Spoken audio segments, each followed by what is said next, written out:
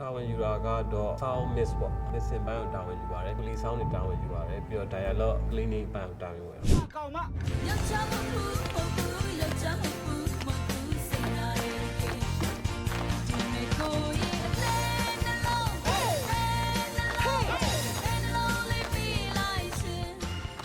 တော်တို့က dialogue ကတော့ကင်းပေါ့နော်ကျွန်တော်တို့အတန်ထဲမှာအဲ့ဒီဟာကိုတော့အဝင်ကြဖြစ်အောင်ပေါ့နော်အဲ့ဒီဟာတွေ green noise တွေတော့တက်နိုင်တော့ချင်းပေးရတာပေါ့နော်အခက်ခဲဆုံးအပိုင်းကကြတော့ကျွန်တော်တို့ကလေ sign wine တွေပေါ့နော်ဒီမှာလည်း sign wine တွေကလည်းများတဲ့အခါကျတော့ဒီ sign တွေကိုလည်းကျွန်တော်တို့ raw တွေသုံးတာပေါ့နော်သုံးတဲ့အခါမှာအဲ့ဒီ raw တွေကိုစစ်ထုတ်ပြီးတော့ဒီဘက်မှာအဲ့ဒီဖတ်ပတ်ဝန်းမျိုးရအောင်လုပ်ရတာတော့ကျွန်တော်တို့အခြားကိုင်မှာမကြုံဘူးပေါ့နော်အခက်ခဲဆုံးဆိုတော့အဲ့ဒီပိုင်းလေးပေါ့ဟုတ်ရတဲ့ကြီးတွေဖြစ်အောင်ပံ့ပိုးပေးခြင်းနဲ့